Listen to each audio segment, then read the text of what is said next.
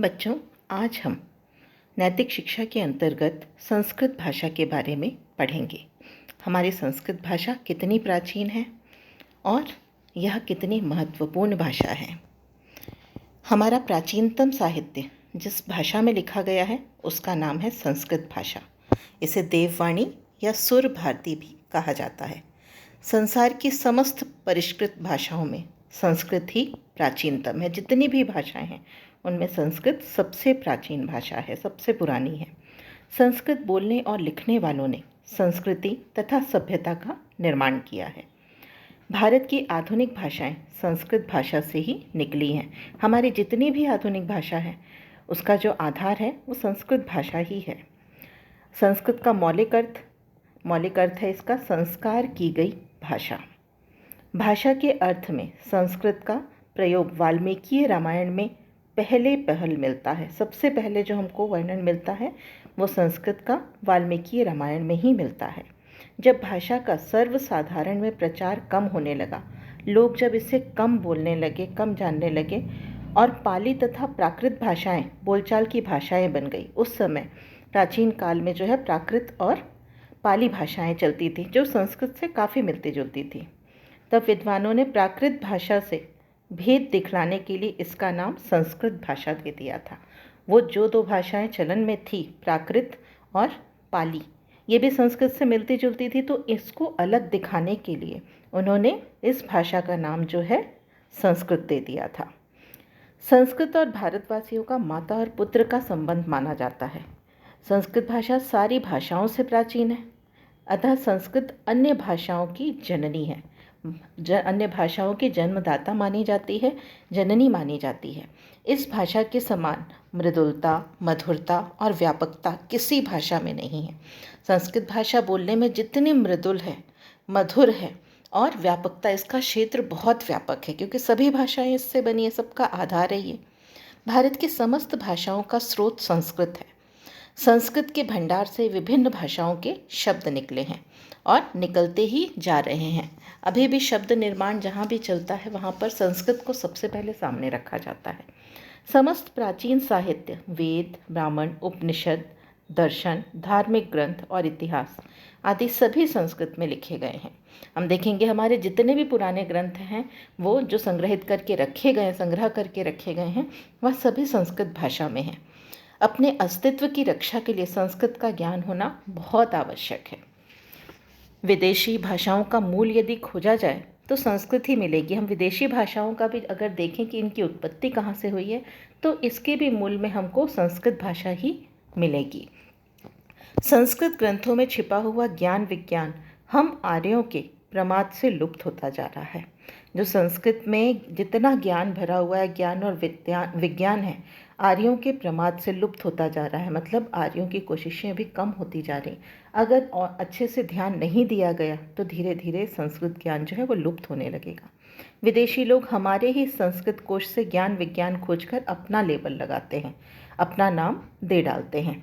जितनी भी भाषाओं में शब्द बनते हैं, विदेशों में भी नए शब्दों का निर्माण होता है, संस्कृत को ही आधार माना जाता है और उनकी खोज इससे कामयाब हो जाती है।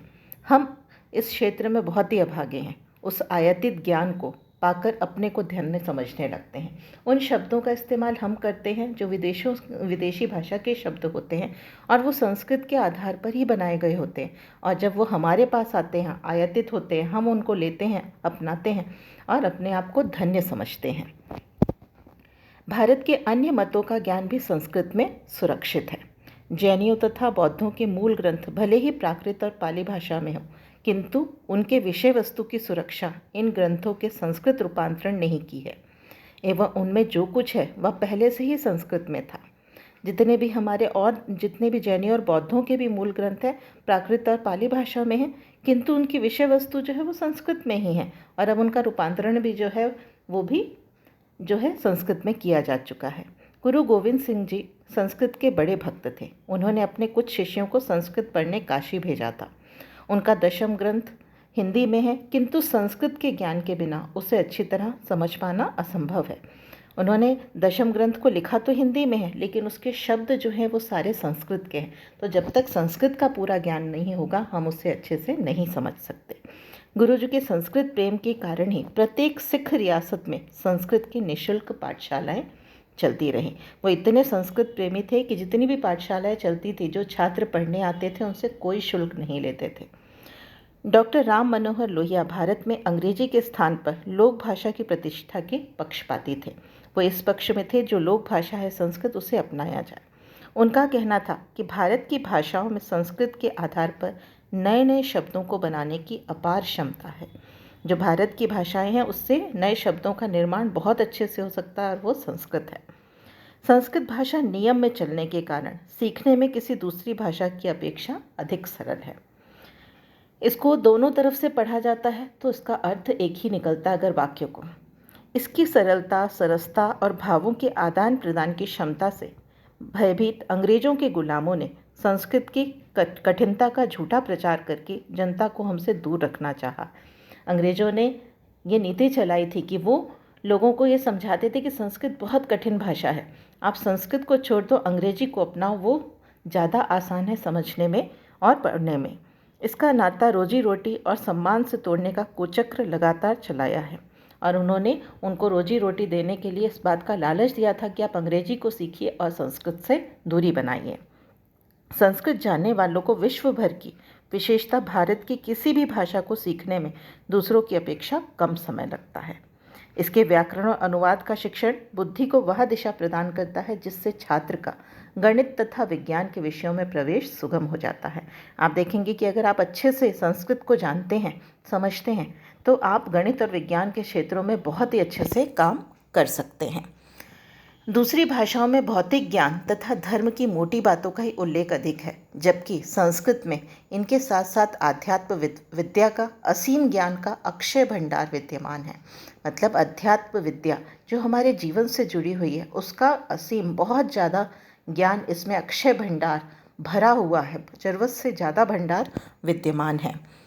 महात्मा गांधी अपने संस्कृत के अध्यापक पांडेय जी का आजीवन आभार मानते रहे, क्योंकि उस संस्कृत के सहारे ही वे गीता जैसे ग्रंथों के रस का आनंद ले पाए। उन्हें अधिक संस्कृत ना पढ़ पाने का पछतावा रहा। उनकी दृष्टि में किसी भी हिंदू बालक को संस्कृत ज्ञान से वंचित नहीं रहना चाहिए। महात्मा गांधी जी भी ये मानते थे कि संस्कृत ज्ञान से कभी भी वंचित नहीं रहना चाहिए। उनको भी संस्कृत से बहुत प्रेम था।